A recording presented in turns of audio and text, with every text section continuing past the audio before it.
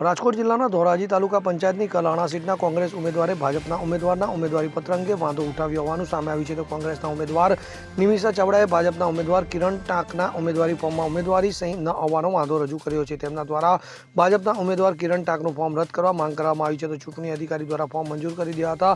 કોંગ્રેસ દ્વારા ચૂંટણી અધિકારી પર પણ સવાલ ઉઠાવવામાં આવ્યા છે અને ભાજપના નેતાઓના ઇશારે ફોર્મ મંજૂર કર્યું હોવાના કોંગ્રેસ પક્ષ દ્વારા આક્ષેપ કરવામાં આવી રહ્યા છે. મારું નામ દિનેશભાઈ વોરા, શહેર કોંગ્રેસ પ્રમુખ ધોરાજી. હાલમાં ધોરાજી તાલુકા પંચાયતની ચૂંટણી યોજાઈ રહેલ છે ત્યારે તાલુકાના ચૂંટણી અધિકારી શ્રી કમળનો ખેસ પહેરીને બેઠા હોય તેવું લાગી રહ્યું છે.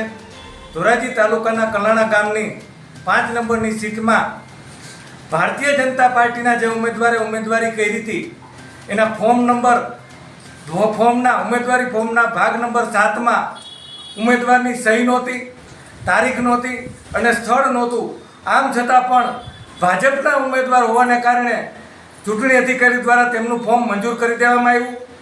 અમારા ઉમેદવાર દ્વારા વાંધાઓ લેવામાં આવ્યા, લેખિતમાં વાંધાઓ રજૂ કરવામાં આવ્યા, છતાં પણ અમારા વાંધાઓ ગ્રાહ્ય રાખવામાં આવ્યા નથી અને ખાલી ચૂંટણી પંચને કમલમનું બોર્ડ મારવાનું બાકી રહ્યું હોય તેવું લાગી રહ્યું છે.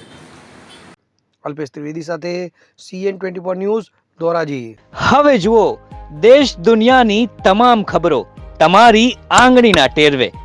ઉઠાવો મોબાઈલ અને Google Play Store પરથી ડાઉનલોડ કરો અમારી CN24 ન્યૂઝ મોબાઈલ એપ.